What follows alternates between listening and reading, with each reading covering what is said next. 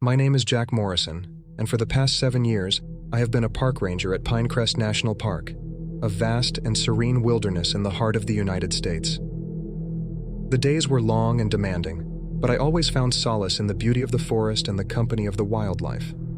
However, everything changed one fateful night when I stumbled upon something that defied all logic and reason, something that would haunt my dreams for the rest of my life.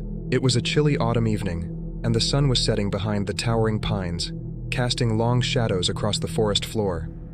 I had just finished my rounds, ensuring that all the tourists had left the park safely.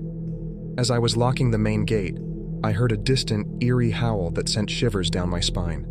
At first, I dismissed it as the cry of a lone wolf, but there was something unnatural about it, something that made the hairs on the back of my neck stand on end. Ignoring my unease, I continued my routine, checking the campground for any stragglers. As I made my way deeper into the woods, the howls grew louder and more frequent. I knew that wolves were a common sight in these parts, but this was different. The howls were accompanied by strange, guttural noises that made my blood run cold. I followed the sound, my flashlight cutting through the darkness like a beacon of hope. The forest seemed to come alive with sinister whispers, and I couldn't shake the feeling that I was being watched. Suddenly, I stumbled upon a clearing, and what I saw there would forever change my life. In the pale moonlight, I saw grotesque figures huddled around a carcass. At first, I thought they were bears, but as I got closer, I realized the horrifying truth. These creatures were not bears. They were Wendigo, ancient and malevolent creatures from Native American folklore. Their emaciated bodies were covered in matted fur, and their eyes glowed with a feral hunger. I watched in horror as they tore into the remains of a deer, their sharp claws and teeth ripping through flesh and bone with ease. I wanted to run, to escape, but my feet were rooted to the spot. The Wendigo sensed my presence and turned their hollow gaze towards me. Time seemed to stand still as we locked eyes, and in that moment, I knew that I was in grave danger. With a collective snarl, the Wendigo charged towards me, their movements unnaturally swift. I barely managed to dodge their onslaught, stumbling backward and falling to the ground. Adrenaline surged through my veins as I scrambled to my feet and sprinted back towards the safety of the ranger station. The howls and growls of the Wendigo echoed through the night, filling the air with a sense of dread. When I finally reached the ranger station, I locked the door and barricaded it with whatever I could find. My hands were trembling as I reached for the radio, desperately trying to call for help. But there was only static, the signal jammed by some malevolent force. I was alone, trapped in a nightmare of my own making. As the night wore on, I could hear the Wendigo prowling outside, their haunting cries echoing through the darkness. I knew that they were waiting for the perfect moment to strike, to tear down the flimsy barricade and feast on my flesh. Fear gnawed at my insides, threatening to consume me whole. Hours passed, and the first light of dawn began to filter through the windows.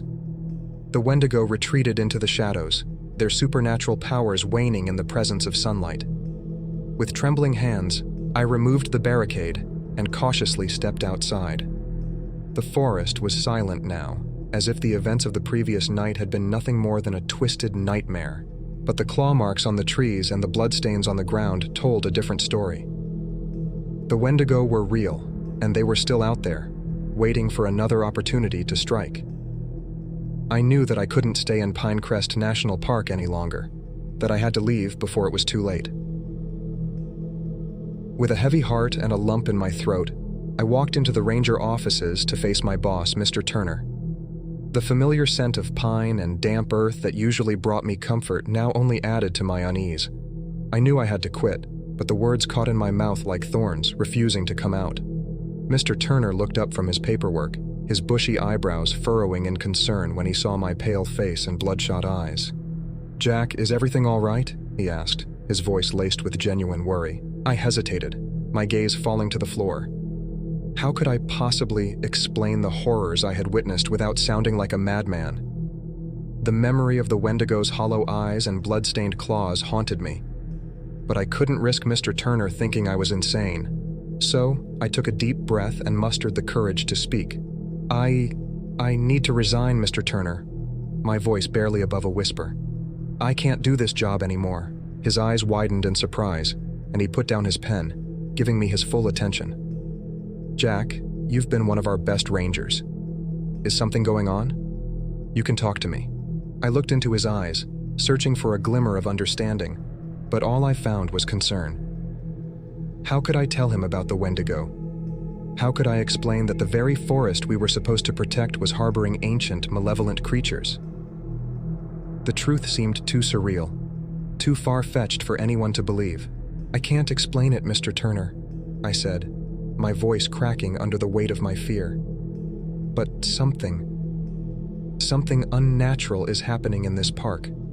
I've seen things that I can't explain. I need to leave, before it's too late." Mr. Turner studied me for a moment, his expression a mix of confusion and sympathy. "Jack, if something is bothering you, we can find a way to help. You don't have to quit."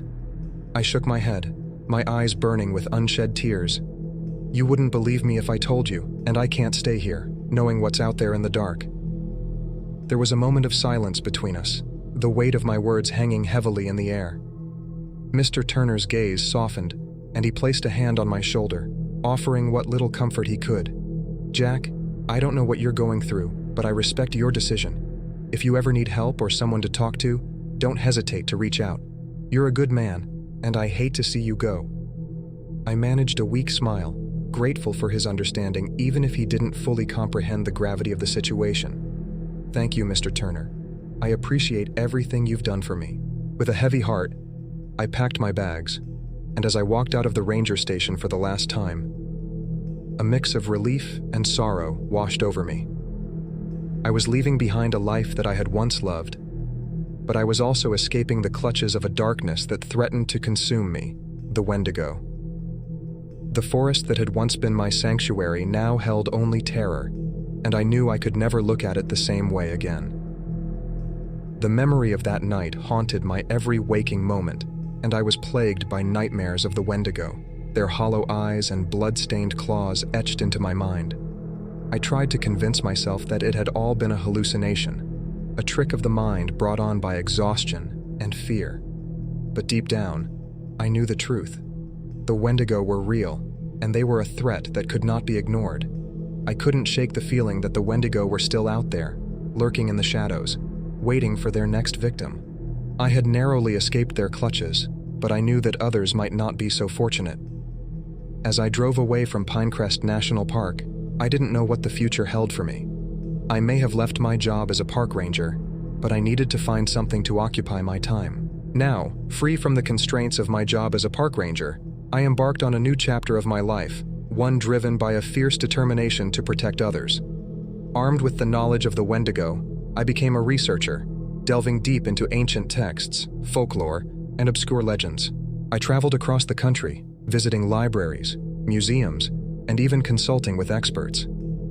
I immersed myself in stories, seeking patterns and clues that might help me unravel the mystery of the Wendigo. Every piece of information I gathered brought me closer to comprehending the depths of the darkness that plagued our world. In my pursuit, I also became a teacher, giving lectures and seminars to those willing to listen. I educated people about the hidden dangers of the wilderness, emphasizing the importance of respecting nature while also being aware of its secrets. My goal was not just to instill fear, but to empower others with knowledge so they could protect themselves against the unknown. However, my life was not solely devoted to research and teaching. I also trained myself physically and mentally, honing my skills in survival, combat, and marksmanship.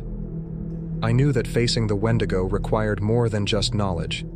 It demanded strength, courage, and unwavering determination.